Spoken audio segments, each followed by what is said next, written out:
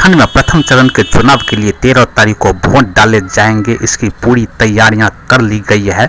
समाहरणालय के कमरा नंबर 505 में इसके लिए कंट्रोल रूम भी बनाया जा चुका है, जिसमें पूरी तरह से सभी पहलुओं पर में निगरानी रखी जा रही है। सारे बूथों पर में उस कंट्रोल रूम के जरिए निगरानी रखी जा रही है।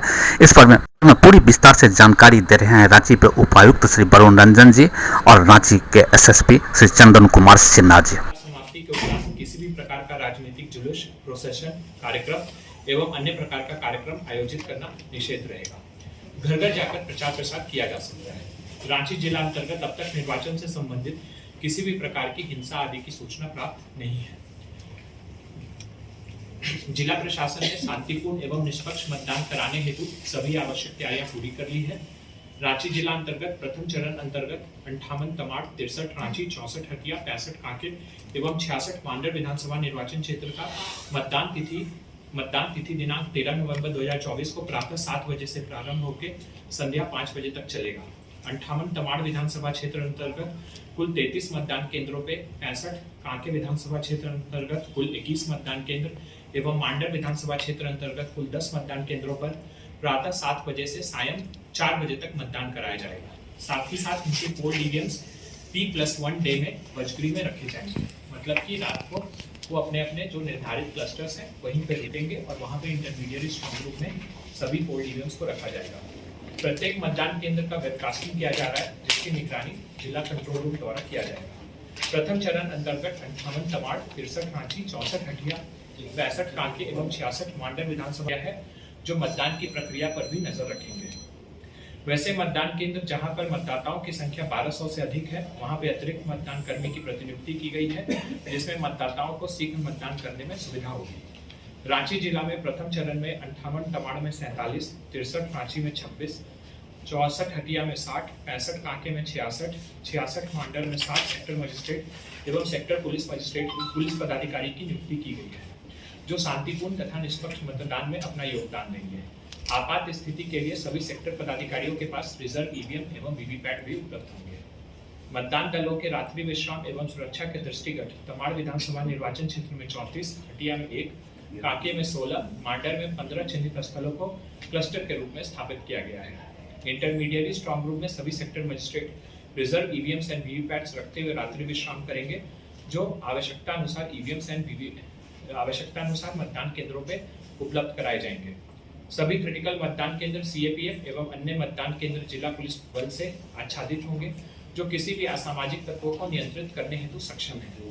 मतदान दलों के डिस्पैच तथा मतदान दिवस के दिन पूरी प्रक्रिया के सफल संचालन तथा क्रियान्वयन हेतु रांची समाहरणालय ब्लॉक बी कमरा संख्या 505 में सभी विधानसभा क्षेत्र हेतु नियंत्रण कक्ष बनाया गया है, जो मतदान दलों के सुरक्षित गंतव्य तक पहुंचने से लेकर मतदान समाप्ति तक क्रियाशील रहेगा। मतदान समाप्ति के पश्चात सभी पोल ईवीएम्स एवं वीवीपैट निर्धारित वजगृह कृषि उत्पादन बाजार समिति 15 रांची में अपने विधानसभा क्षेत्र हेतु चिन्हित हॉल में रखे जाएंगे। रांची जिला अंतर्गत 58 तमाड़, 63 रांची, 64 हटिया, 65 कांके एवं 66 मांडर विधानसभा क्षेत्र अंतर्गत आज दिनांक 11 नवंबर 2024 के 5 बजे अपराह्न से दिनांक 13 नवंबर 2024 के अपराह्न 5 बजे तक शुष्क दिवस ड्राई डे घोषित किया गया है। धन्यवाद। 2701 हमारे पास है और खूंटी के 76 बूथ है, उसको मिला देंगे तो 2777 बूथ है, जिसका ईवीएम रांची जिला को आना है, क्योंकि हमारा एक तमाड़ है जो 2 जिलों में पड़ता है, अड़की खूंटी में वहाँ पे पड़ता है। तो तमाड़ के लिए किस तरह से 4 PM वोटिंग में हमारे 68 लिस्ट है, वहाँ पर प्रचारित किया जा चुका है। यहाँ पर 68 टोटल है, 64 फेज 1 में है और 4 हम लोग के फेज 2 में। एग्जैक्ट याद नहीं, पर अराउंड 20 से 25 हमारे एरिया में, मतलब एक्यूरेट तो याद नहीं। वो सबका डिटेल्स हम लोग नंबर्स जो आपको है एक प्रेस रिलीज बना दीजिए। हाँ, क्योंकि हम लोग को टोटल जिले का पूछेगा बता देंगे। फेज 1 फेज 2 में थोड़ा सा एग्जैक्ट में हम लोग को कंफ्यूजन है। तो टोटल हमारे जो पोलिंग बूथ्स हैं वो 2707 है। खूंटी जिले के 76 बूथ मिला 2701 है। खूंटी जिले के मिला के 2777 है।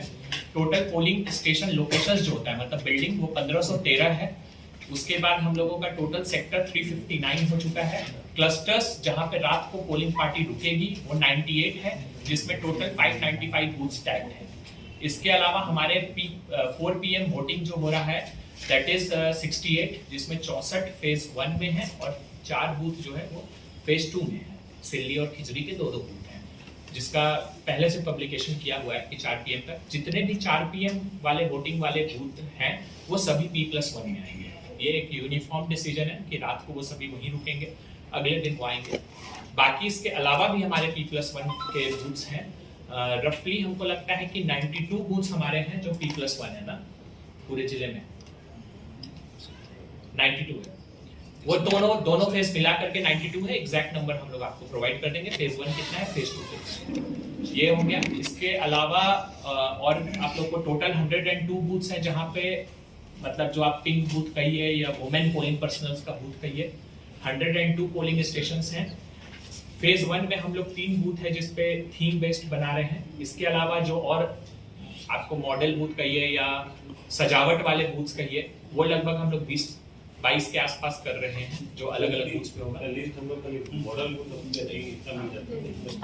वो आपको लिस्ट मिल जाएगा।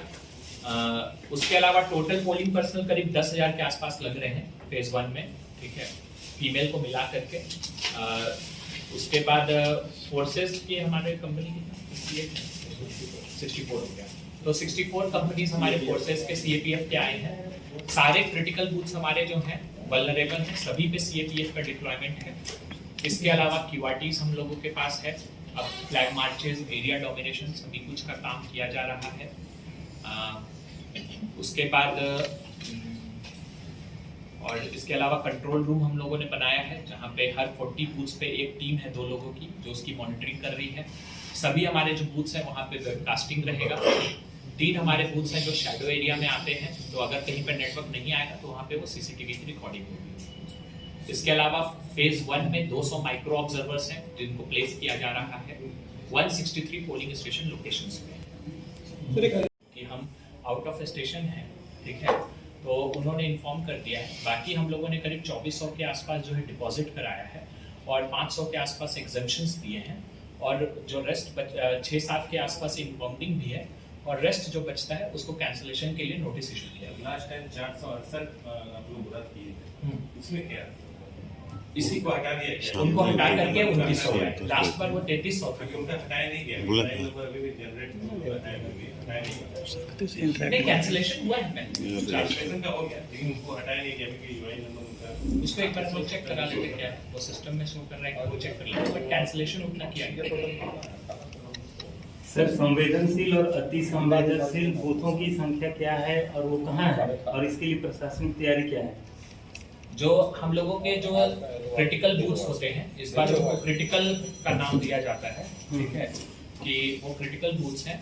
तो क्रिटिकल बूथ्स पे हम लोगों का जो फोकस होता है वो अलग अलग तरीके का होता है। जैसे क्रिटिकलिटी का आधार होता है पहला कि जो वल्नरेबल बूथ्स होते हैं, उसी तरह से जो नक्सल अफेक्टेड बूथ्स होते हैं, कुछ बूथ्स होते हैं जहाँ पूर्व में चुनाव के दौरान हिंसा की गई है, या कुछ और ऐसे बूथ्स होते हैं जहाँ पे 90% से ज़्यादा पोलिंग हुआ है, एक कैंडिडेट को 75% से ज़्यादा हुआ है या 10% से कम हुआ है। तो डिपेंडिंग अपॉन क्रिटिकलिटी जो नक्सल वाले हमारे बूथ्स हैं वहाँ पे प्रॉपर जो सिक्योरिटी डिप्लॉयमेंट्स किए गए हैं, ROPs लगाए गए हैं, एरिया डोमिनेशन किया गया है। जो वल्नरेबल बूथ्स हैं वहाँ पे जो इंटीमेटर्स हैं उनको चिन्हित करके उनके खिलाफ कार्रवाई की गई 107 की, ठीक है। साथ ही साथ वहाँ पर भी प्रॉपर फोर्स का डिप्लॉयमेंट CAPF का किया गया है।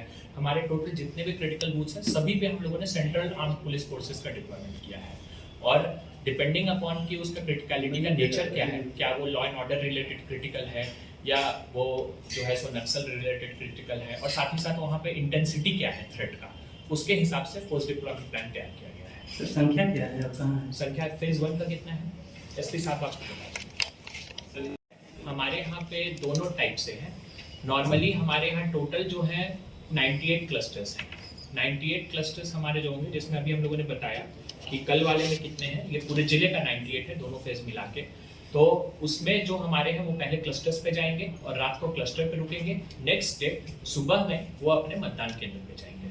तो डिपेंडिंग अपॉन की कितनी दूरी है उस समय वो सुबह अपने क्लस्टर से मूव करेंगे। आफ्टर पोल सर, आफ्टर पोल कुछ ऐसे क्लस्टर्स वाले भी होंगे जो वापस डायरेक्टली हमारे अराइवल सेंटर पे आ जाएंगे बाजार समिति में उसी दिन, और कुछ ऐसे होंगे जहाँ पे सिक्योरिटी थ्रेट ज्यादा है, वहाँ पे वो क्लस्टर पे आकर के रात को रुक जाएंगे। उनको हम लोग P+1 कहते हैं, मतलब कि वो उस दिन नहीं लौटेंगे, उनका अराइवल अगले दिन होगा, मतलब कि 14 तारीख होगा। और उनका लिस्ट प्रेस वाला हम इंटरव्यू दे रहे हैं, हम प्रचार तो नहीं कर, ये भी मना है। वोट की अपील कर अपील नहीं कर हाँ बेसिकली आप एक सिंपल इंफॉर्मेशन है तो वो चुनाव रिलेटेड नहीं होता है, ठीक है। तो वो केस टू केस बेसिस पे हम लोग उसको देख लेंगे कि वो अगर कोई शिकायत मान लीजिए किसी की आती है तो शिकायत को हम लोग स्टडी कर लेंगे केस टू केस बेसिस पे कि वो उसका कंटेंट क्या रहा है। अब ऐसे तो मान लीजिए आप किसी से सिंपल चीज पूछ रहे हैं और एक है कि वो उस प्लेटफॉर्म को किस चीज के लिए यूज कर रहा है, क्या उसको यूज किया जा रहा है किसी ऐसे पर्पस के लिए जो इलेक्शन प्रोसेस को अफेक्ट कर रहा है, तो अब इस चीज पे कार्रवाई की जाएगी। अभी तक हमको लगता है 14 या 15 आया है। गाड़ियों के लिए है। हाँ? एक और एफआईआर हो गया, 6 एफआईआर हो गए हैं। टोटल सीजर्स हम लोग 25 करोड़ को क्रॉस कर गए हैं इस बार। 20 लोगों ने अप्लाई किया था, जिसमें 524 लोगों का होम वोटिंग करा दिया गया। 2 लोग चिकित्सा के लिए बाहर गए थे तो वो लोग उसको एक्सरसाइज नहीं कर पाए।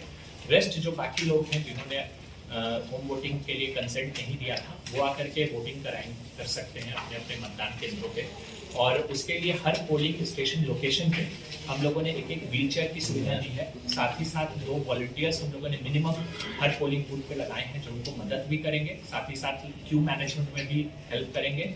उसके अलावा सक्षम ऐप करके एक होता है, तो बहुत से लोगों ने इंडिविजुअल रिक्वेस्ट भी प्लेस किया है कि उनको कहीं पे मदद की जरूरत पड़ सकती है, कहीं पे उनको व्हीलचेयर की जरूरत पड़ सकती है। तो वैसे सभी एसेप्ट्स रिक्वेस्ट के बेसिस पे हम लोगों ने वहाँ पे जिन फैसिलिटी का उन्होंने डिमांड किया है वो फैसिलिटी को वहाँ पे सर ये टोटल मतदान कर्मी PSA लाइव न्यूज से मैं हूं आपके साथ संपादक अशोक कुमार झा। हम फिर मिलेंगे आपसे बेहतरीन और ताज़ा खबरों के साथ। नमस्कार।